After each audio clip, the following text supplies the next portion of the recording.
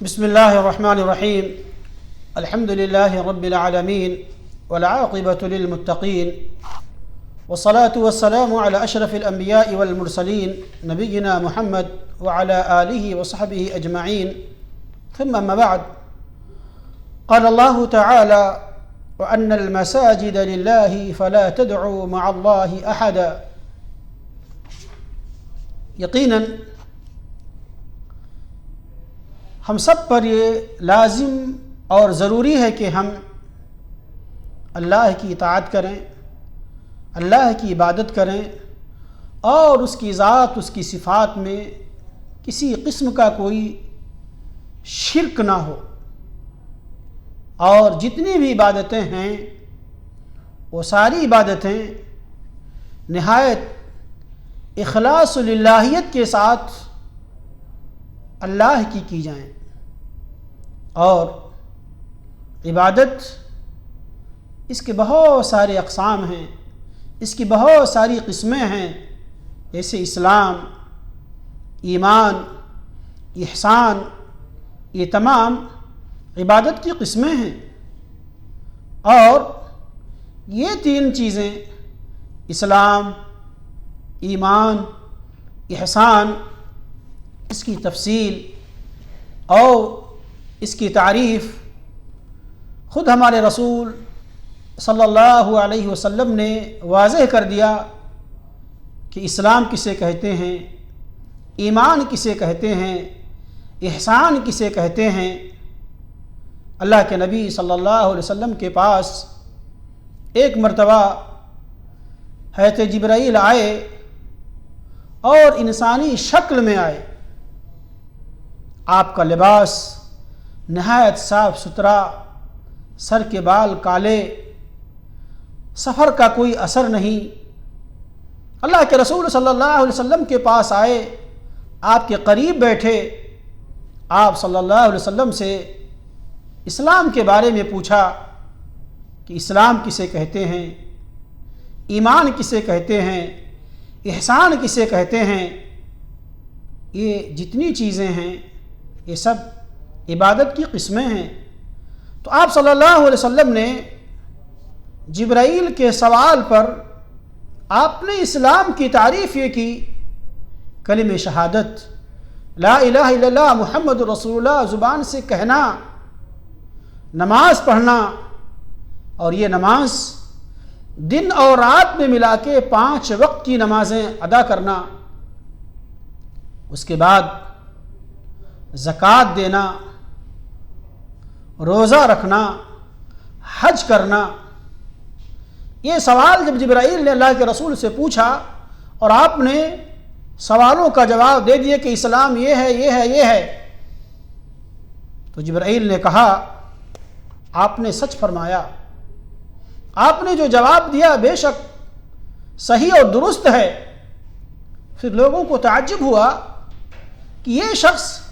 اللہ کے رسول صلی اللہ علیہ وسلم سے سوال پوچھتا ہے،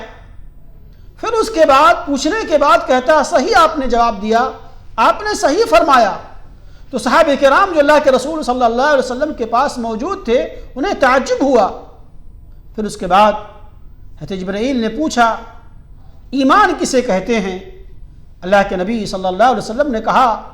اللہ پر ایمان، اللہ کے فرشتوں پر ایمان، اللہ کی کتابوں پر ایمان، اللہ کے رسولوں پر ایمان، آخرت کے دن پر ایمان، اچھی اور بری تقدیر پر ایمان. یعنی ان تمام چیزوں پر ایمان لانا. اللہ ایک ہے، اس کا کوئی شریک نہیں، اس کا کوئی ساجھی نہیں. یہ فرشتے بھی اللہ کی ایک مخلوق ہیں، لیکن لا یعصون اللہ ما امرهم ویفعلون ما یؤمرون. یہ فرشتے اللہ تعالیٰ کی جانب سے جو انہیں حکم ملتا ہے وہ مکمل طور پر اس حکم پر حاضر رہتے ہیں، اس کے اندر کہیں کسی قسم کی کوئی کمی نہیں ہوتی. یہ فرشتے اللہ کی نافرمانی نہیں کرتے. آپ صلی اللہ علیہ وسلم نے بیان فرمایا اللہ کی کتابوں پر ایمان. چونکہ اللہ تعالیٰ نے قرآن عزیز سے پہلے بہت ساری کتابوں کو نازل فرمایا، ان تمام کتابوں پر ایمان ہونا چاہیے کہ یہ کتابیں اللہ کی طرف سے آئیں، یہ کتابیں اپنے زمانے میں صحیح اور سچ تھیں، لیکن ان کے ماننے والوں نے وقت کے گزرنے کے ساتھ اس کے اندر تبدیلیاں کر دی، اس کے اندر تحریف کر دی، رد و بدل کر دیا۔ پھر آپ نے کہا رسولوں پر ایمان، جتنے پیغمبر اللہ تعالیٰ نے اس کائنات میں اپنے بندوں کی رشد و ہدایت کے لیے اللہ تعالیٰ نے بھیجا، ان تمام فرشتوں پر ایمان، ان تمام رسولوں پر ایمان، ان تمام پیغمبروں پر ایمان۔ اور آپ نے کہا آخرت کے دن پر ایمان، چونکہ یہ آخرت کا دن وہ دن ہے جہاں انسان کو اس کے عمل کا بدلہ ملے گا، انسان کو اس کے کیے کا صلہ ملے گا، انسان کی نیکی اور بدی کو وزن کیا جائے گا، اور انسان اسی اپنے عمل کے بدولت اسے اس کا ٹھکانہ متعین کیا جائے گا۔ اللہ کے رسول نے کہا آخرت کے دن پر ایمان، اور آپ نے کہا اچھی اور بری تقدیر، یہ بھی ایک ایمان کا حصہ ہے اور بڑا عظیم حصہ ہے کہ انسان اس کی زندگی میں جو تبدیلیاں، جو تغیرات آتی ہیں، انسان کی زندگی میں جو امتحان، مشاکل، آزمائشیں جو آتی ہیں، یہ سب قضاء اور قدر کا ایک حصہ ہے، اور یہ بھی اللہ کے حکم سے ہوتا ہے۔ آپ صلی اللہ علیہ وسلم نے جبرائیل کے سوال کا جواب دیا جب انہوں نے پوچھا کہ ایمان کیا چیز ہے، ہمیں ایمان کے بارے میں بتائیے، ایمان کیا چیز ہے؟ تو آپ صلی اللہ علیہ وسلم نے ایمان کی تعریف کی، ایمان کسے کہتے ہیں۔ پھر آپ نے ان کے سوال جو تھے احسان، کہ احسان کسے کہتے ہیں؟ تو آپ صلی اللہ علیہ وسلم نے کہا احسان ان تعبد اللہ کأنک تراہ، عبادت کے اندر اس قدر انسان کے اندر خشوع اور خضوع ہو، اس قدر انسان کے اندر للہیت ہو، اس قدر انسان خلوص دل سے اس عبادت کو انجام دے، گویا کہ وہ اپنے رب کو اپنی آنکھوں سے دیکھ رہا ہے، اپنے رب کو اپنے سامنے پا رہا ہے، دیکھ رہا ہے، اس کا رب اس کے سامنے حاضر ہے۔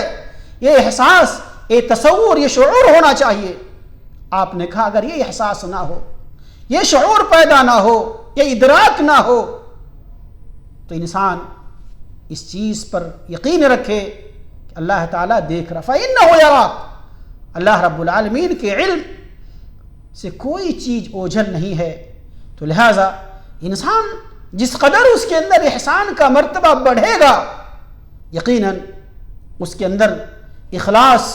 للہیت، صدق اتنا ہی زیادہ بڑھتا جائے گا۔ تو یہ اسلام، ایمان، احسان، یہ عبادت کی قسمیں ہیں۔ اسی طریقے سے عبادت کی قسموں میں سے دعا ہے، اللہ تعالیٰ سے دعا کرنا، اللہ تعالیٰ سے خوف کھانا، اللہ سے ڈرنا، اللہ سے امید کرنا، اور اللہ پر بھروسہ کرنا، اللہ پہ ڈیپینڈ ہونا، اور اللہ رب العالمین ہی سے انسان کی چاہت ہو، اسی سے رغبت ہو، اور اسی سے خوف ہو، اسی سے رہبت ہو، یعنی ڈر ہو، خشوع، للہیت، خشیت، خوف، اللہ رب العالمین کی طرف انسان لوٹے اور اللہ تعالیٰ سے استعانت طلب کرے، مدد طلب کرے، اللہ تعالیٰ سے استغاثہ کرے، اور اسی طریقے سے اللہ تعالیٰ سے ہی پناہ چاہے، اللہ کے لیے ہی ذبح کرے، اللہ کے لیے ہی نظر و نیاز کرے۔ اور اس کے علاوہ بہت ساری عبادتیں ہیں، جو تمام عبادتیں صرف اور صرف اللہ کے لیے کی جانی چاہیے۔ ان تمام عبادتوں کا حقدار اللہ کی ذات ہے، جیسا کہ اللہ تعالیٰ نے کہا قُلْ إِنَّ صَلَاتِي وَنُسُكِي وَمَحْيَايَ وَمَمَاتِي لِلَّهِ رَبِّ الْعَالَمِينَ، اے پیغمبر آپ کہہ دیں بے شک میری نماز، میری قربانی، اور قُلْ إِنَّ صَلَاتِي وَنُسُكِي وَمَحْيَايَ،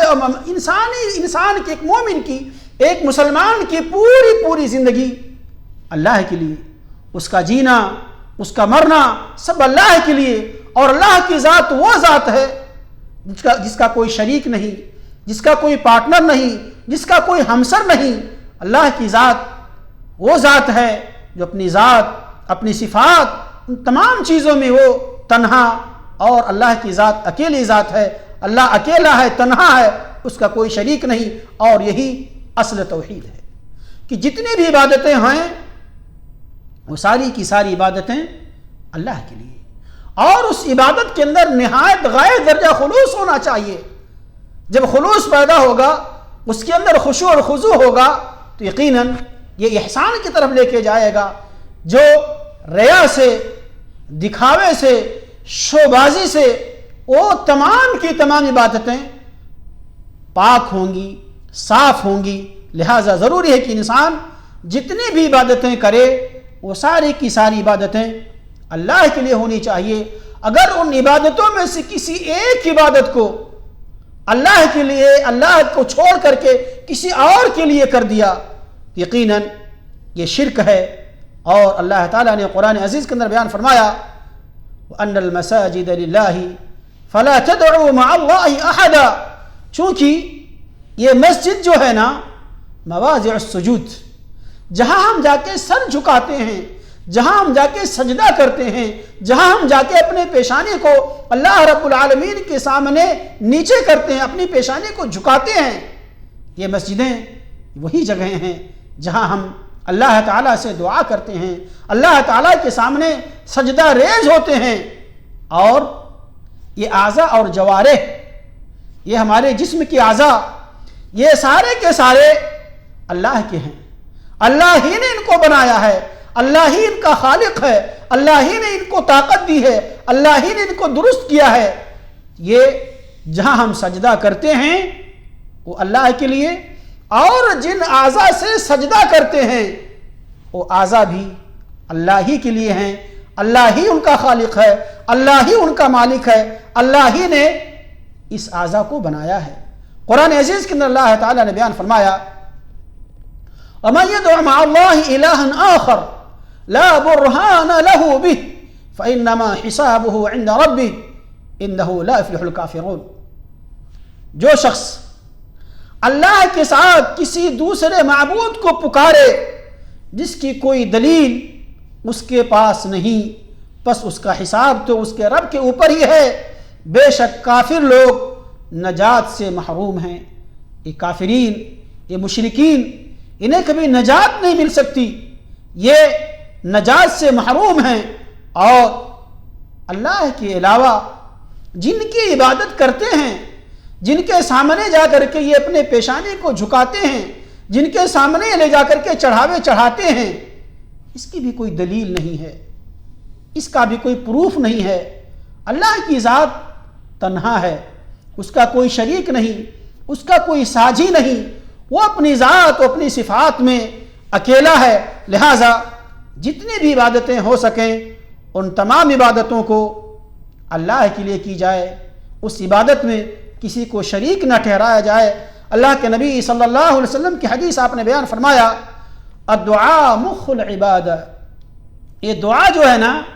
عبادت کا مغز ہے۔ اور اللہ تعالیٰ نے قرآن عزیز کے اندر بیان فرمایا وَقَالَ رَبُّكُمُ ادْعُونِي أَسْتَجِبْ لَكُمْ إِنَّ الَّذِينَ يَسْتَكْبِرُونَ عَنْ عِبَادَتِي سَيَدْخُلُونَ جَهَنَّمَ دَاخِرِينَ۔ اللہ تعالیٰ نے اس آیت کے اندر واضح کر دیا کہ تمہارے رب کا فرمان سرزد ہو چکا ہے کہ مجھ سے دعا کرو، میں تمہاری دعاؤں کو قبول کروں گا۔ یقین مانو کہ جو لوگ میری عبادت سے خود سری کرتے ہیں وہ ابھی ابھی ذلیل ہو کر جہنم میں پہنچ جائیں گے۔ یعنی اللہ کو چھوڑ کر کے دوسروں کی عبادت، دوسروں کی بندگی، دوسروں کی پرستش، یہ کتنی ذلیل اور حقیر چیز ہے، اور اس کی وجہ سے انسان کو کتنی ذلت اور حقارت اٹھانی پڑے گی۔ یقیناً دعا جس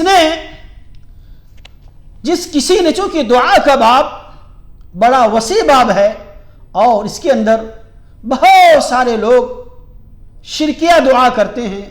مخالفت میں پڑ جاتے ہیں، اس طرح کی دعائیں کرتے ہیں جو دعائیں شرک کے قبیل سے ہیں، جو دعائیں بدعت میں شامل ہیں۔ اس طرح کی ان تمام دعاؤں سے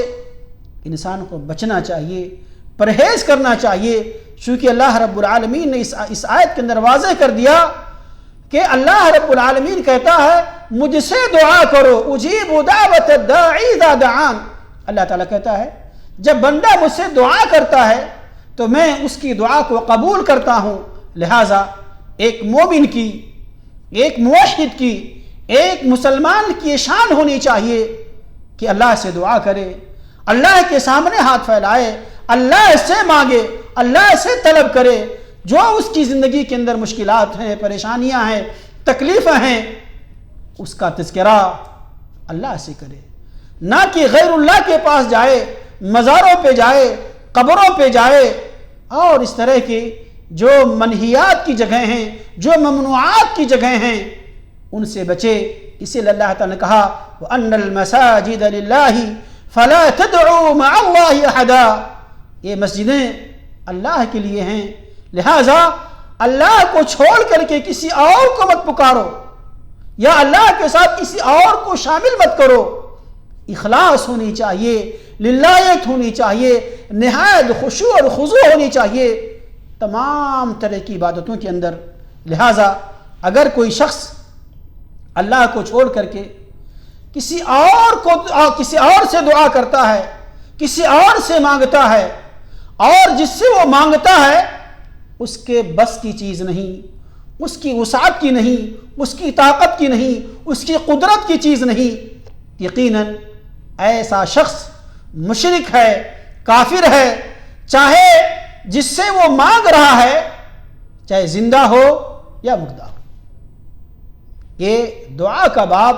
نہایت اہم باب ہے، لہٰذا یہ جاننا ضروری ہے کہ کون سی ایسی دعا ہے جس دعا کو اللہ تعالیٰ قبول کرتا ہے، اور کون سی ایسی دعا ہے جو یقیناً ہمارے توحید پر مبنی ہے، اور کون سی ایسی دعا ہے جو شرک کے قبیل سے ہے۔ جیسے کوئی شخص کسی چیز کا طالب ہو، کسی چیز کی دعا کرے اور اللہ کے علاوہ کسی اور سے کرے، لیکن جس چیز کی دعا وہ کر رہا ہے وہ صرف اور صرف اللہ کے بس کی ہے، اللہ ہی اس کو دے سکتا ہے، اللہ کی ذات سے اس کا تعلق ہے، تو یقیناً اللہ کو چھوڑ کر کے کسی اور سے مانگنا، چاہے وہ زندہ ہو یا مردہ ہو، یقیناً وہ شرک کے قبیل سے ہے اور اس سے بچنا چاہیے۔ جیسے مثلا کوئی یہ کہے اے فلاں انسان مجھے کھلا دیجئے، مجھے پلا دیجئے، میری مدد کر دیجئے، ہاں اگر یہ چیز اس کے ہاتھ میں، کھانا اس کے گھر پکا ہوا ہے، یقیناً یہ کر سکتا ہے، لیکن اولاد، بیماری سے شفا، زندگی کے اندر جو مشکلات اور پریشانیاں ہیں، فقر و فاقہ، غربت، یہ ویسی چیزیں ہیں جو اللہ کے علاوہ کوئی نہیں کر سکتا۔ کسی بیمار کو کوئی شفا نہیں دے سکتا، کسی انسان کی مشکلات اور پریشانی کو دور نہیں کر سکتا، کسی کی زندگی کے اندر اس کی زندگی کو خیر و برکات سے بھر نہیں سکتا۔ یہ وہ تمام چیزیں ہیں جو اللہ کی ذات سے اس کا تعلق ہے۔ اگر اس طرح کا سوال کسی انسان سے کرتا ہے یقیناً شرک کے قبیل سے ہے۔ لیکن کچھ ایسی چیزیں ہیں، کھانا ہو گیا، پانی ہو گیا، اور کوئی اس طرح مدد کی چیز مانگتا ہے اور اس کے لائق ہے، وہ دے سکتا ہے، اس کے سامنے موجود ہے، تو یقیناً یہ شرک کے قبیل سے نہیں ہے۔ اسی طریقے سے کوئی ایسی چیز کی دعا طلب جو انسان کے بس میں نہ ہو، جیسے مشرکین کا یہ عقیدہ ہے کہ ان کے معبودان باطلہ ان کے اختیار میں ہے،